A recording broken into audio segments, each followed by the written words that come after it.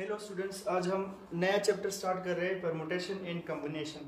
तो permutation and combination के बारे में पहले थोड़ी सी बातें कर लेते हैं।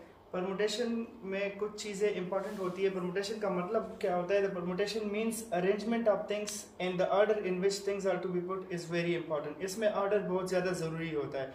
जब हम चीज़ों को अरेंज करते हैं तो उसके लिए परमुटेशन यूज़ होता है और ऑर्डर इसमें बहुत ज़्यादा इंपॉर्टेंट है। तो अरेंजमेंट के लिए भी ये बात याद रखें कि इसमें पहले हम सिलेक्शन करते हैं, चीज़ों को सेलेक्ट करते हैं और फिर उन चीज़ों को अरेंज करते हैं। ये बात इसमें काफ़ी इंपॉर्टेंट है। बाद में मैं आपको क्वेश्चंस में समझाऊंगा कि इसका फ़ायदा हमें क्या होगा। कम्बिनेशन जो होता है ये सिर्फ सिलेक्शन ऑफ थिंग्स होता है, इसमें ऑर्डर इंपॉर्टेंस नहीं रखता और इसमें अरेंजमेंट भी नहीं होती। जस्ट सिंपली हमें सिर्फ कुछ चीज़ें सेलेक्ट करनी होती है या कलेक्ट करनी होती है, ठीक है। तो ये इसके बारे में हम डिटेल से और भी बातें करेंगे, लेकिन सबसे पहले मैं स्टेप वाइज जाऊंगा। पहले हम फंडामेंटल प्रिंसिपल ऑफ काउंटिंग के बारे में बात कर लेते हैं, तो उसके बाद इसकी तरफ आएंगे फिर से। फंडामेंटल प्रिंसिपल ऑफ काउंटिंग की तरफ जाने से पहले मैं आपको एक छोटी सी एग्जांपल दे देता हूँ, जिससे परमुटेशन और कॉम्बिनेशन के बारे में थोड़ा सा फर्क इनका आपको क्लियर हो जाए। सपोज करें हमारे पास ये एक सेट है जिसमें के 4 एलिमेंट्स है, लेटर्स है ABCD, ठीक है। और हम क्या चाहते हैं कि हम इसके सबसेट्स बनाएं जिनमें के 3-3 एलिमेंट्स हो हमारे पास, ठीक है। तो इसके सबसेट्स देखते हैं। तो सबसे पहला जो सबसेट इसका बनेगा वो हम ले लेते हैं कि ABC हो गया। दूसरा सबसेट हम ले लेते हैं वो ABD हो जाएगा। तीसरा सबसेट वो हो जाएगा BCD और चौथा सबसेट जो होगा वो क्या हो जाएगा?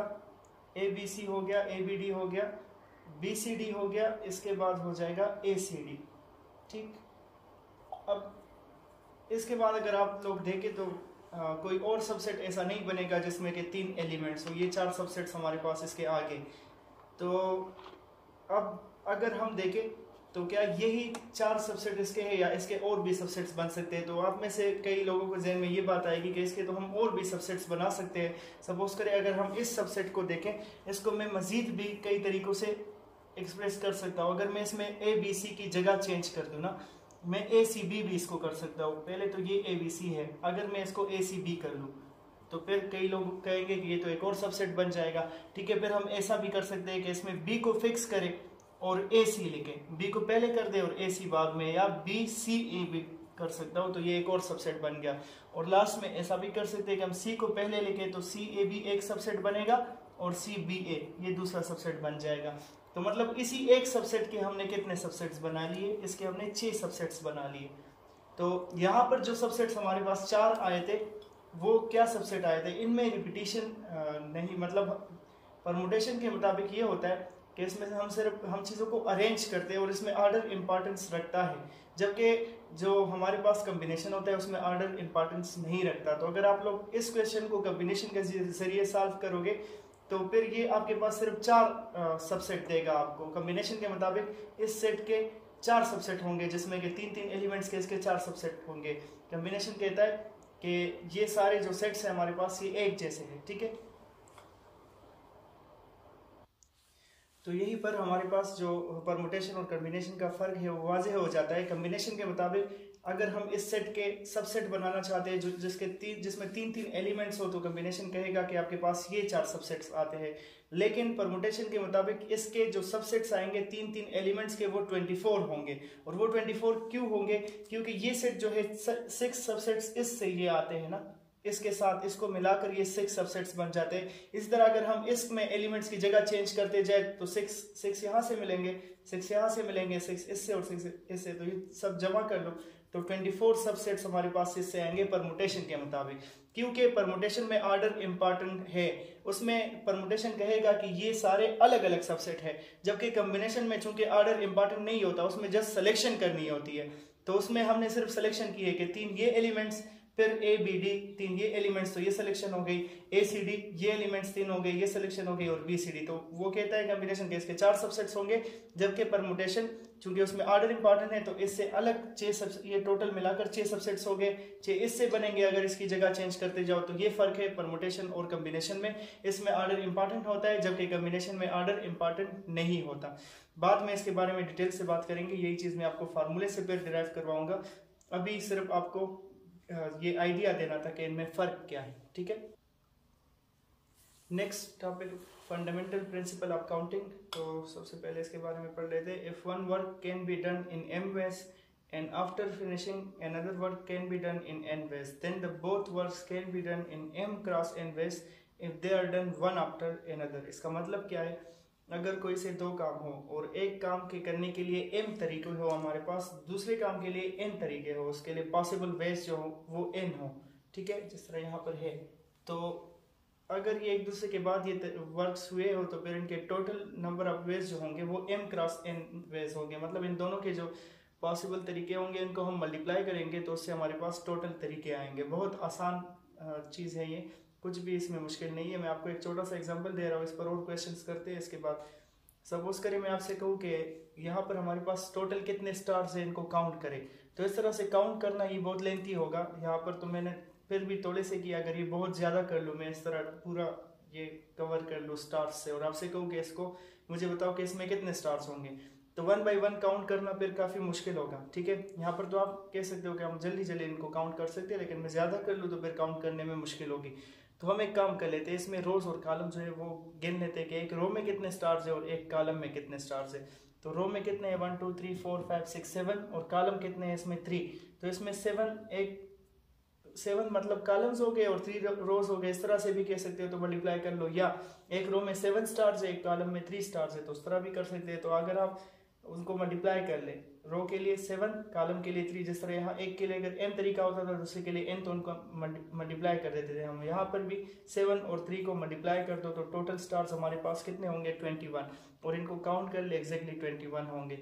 तो ये मल्टीप्लिकेशन प्रिंसिपल पर एक छोटी सी एग्जांपल हो गई, ठीक है। इस तरह आप हर एक काम इस पर कर सकते हो। अब अगर क्वेश्चन है कि find number of ways in which a person can travel from Peshawar to Lahore through Islamabad, ठीक है। एक पर्सन है, एक बंदा है, वो पेशावर से लाहौर जाना चाहता है और वो इस्लामाबाद के रास्ते से होकर जाएगा, दरमियान में इस्लामाबाद भी आएगा, और हमें टोटल नंबर ऑफ वेज मालूम करने कि वो कितने तरीक़ों से जा सकता है। और एक बात और, ये जो फिगर मैंने दिया है तो इसमें यही बात है कि पेशावर से इस्लामाबाद अगर 3 रास्ते हो और इस्लामाबाद से लाहौर तक जाने के लिए अगर 4 रास्ते हो, तो अब टोटल नंबर ऑफ वेज उसके पास कितने तरीके हैं कि वो इनसे गुजर कर जाए, ठीक है। तो बहुत आसान है ये भी। एक काम तो हम ये कर सकते हैं, अगर मैं देखूँ पेशावर से इस्लामाबाद अगर ये पहला रास्ता यूज़ करे वो, ठीक है, तो अगर इस रास्ते के थ्रू वो पेशावर से इस्लामाबाद पहुंच जाए तो फिर लाहौर तक जाने के लिए भी उसके पास कितने रास्ते हैं 4 रास्ते हैं, ठीक है। वो इस रास्ते से भी जा सकता है, वो इससे भी जा सकता है, इससे भी और इससे भी। तो मतलब जो पहला रास्ता है अगर वो इसको इस्तेमाल करे पेशावर से इस्लामाबाद जाने के लिए तो फिर उसके पास 4 और ऑप्शंस होंगे, ठीक है, लाहौर जाने के लिए। तो ये 4 हो गए रास्ते पहले रास्ते से जाने के लिए। इसी तरह अगर वो इस रास्ते से जाए जो सेकंड रास्ता है पेशावर टू इस्लामाबाद, वो यहाँ से चला जाए तो फिर इस्लामाबाद से लाहौर अगेन उसके पास 4 ऑप्शन है, वो यहाँ से जा सकता है, यहाँ से या यहाँ से, तो 4 ऑप्शंस और हो गए। और इसी तरह तीसरे रास्ते के लिए भी 4 ऑप्शंस हो जाएंगे। तो टोटल रास्ते अगर हम काउंट करें तो ये कितने आएंगे 12। तो अगर ये हम मल्टीप्लिकेशन प्रिंसिपल के मुताबिक करते तो किस तरह करते, तो वो सेकंड्स में, हमें ये देखने की जरूरत नहीं होती कि इस रास्ते से जाएगा तो फिर कितने ऑप्शन होंगे, इससे जाएगा तो कितने ऑप्शन। हम डायरेक्ट क्या लिख देते कि 3 रास्ते पेशावर से इस्लामाबाद जाने के लिए है, तो वो मतलब ये m हो गया, और इस्लामाबाद से लाहौर जाने के लिए 4 रास्ते हैं। तो by fundamental principle of counting या मल्टीप्लिकेशन प्रिंसिपल भी जिसको कहा जाता है, उसके मुताबिक डायरेक्ट हम 3 मल्टीप्लाई बाय 4 कर देते तो 12 हमारे पास टोटल नंबर ऑफ वेज हो जाते हैं, ठीक है। नेक्स्ट एक क्वेश्चन है कि there are 6 roads between A and B and 4 roads between B and C, in how many ways. 2 parts है कि 1 can drive from A to C and back to A. अब मैंने फिगर बना लिया, ए से बी तक 6 रोड्स है हमारे पास और बी से लेकर सी तक 4 रोड्स है, ठीक है।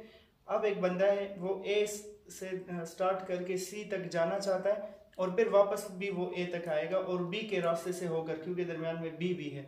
तो टोटल नंबर ऑफ वेज हमारे पास कितने होंगे, तो हम fundamental principle of counting use कर लेते हैं। पहले वो ए से लेकर बी तक जाएगा जिसके लिए 6 रोड्स है, ठीक है।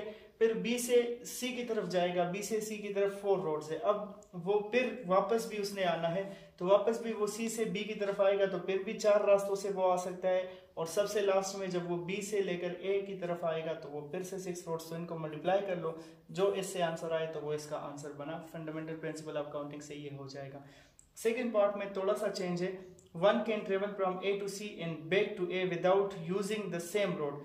अब हमें नंबर ऑफ वेज मालूम करने, फिर भी वही काम, वो ए से लेकर सी तक भी जाएगा और सी से फिर वो वापस ए तक भी आएगा, लेकिन using the same without using the same road इसमें कहा गया है, मतलब जिस रास्ते से वो जाएगा उससे वापस उसको नहीं आना चाहिए। ठीक है, तो अब स्टार्ट कर लेते हैं। ए से लेकर पहले बी तक जाएगा तो कितने रोड्स हो गए? 6। ठीक है, फिर वो बी से सी की तरफ जाएगा तो उसके लिए 4 रास्ते, लेकिन वापसी में अब चेंज होगा तरीका, मतलब वो वापस आने के लिए वो रास्ता इस्तेमाल नहीं करेगा जो उसने जाने के लिए यूज किया था। तो बी से सी तक अगर उसने एक रास्ता इस्तेमाल किया है तो उस एक रास्ते को इस्तेमाल नहीं करेगा, तो उसके पास फिर रिमेनिंग ऑप्शन क्या हो जाएंगे? सी से लेकर बी तक 3 हो जाएंगे। ठीक है, इसी तरह ए से बी तक भी वो किसी रास्ते से गया होगा तो 6 में से वो रास्ता चला गया तो 5 रास्ते उसके पास रह गए वापस आने के लिए, उन 5 में से किसी एक से वो वापस आएगा, तो ये 5 हमारे पास, तो इनको मल्टीप्लाई कर लो, टोटल नंबर ऑफ वेज आ जाएंगे इसके। ठीक है, बहुत आसान तरीका, क्वेश्चन इतना लेंथी होता है, परम्यूटेशन एंड कॉम्बिनेशन के सारे क्वेश्चन में यही बात होती है। इसमें स्टेटमेंट जो होता है वो काफ़ी ज़्यादा लेंथी होता है, लेकिन सोल्यूशन बहुत ही आसान, कुछ ही स्टेप्स में आप इसका सोल्यूशन मालूम कर सकते हैं।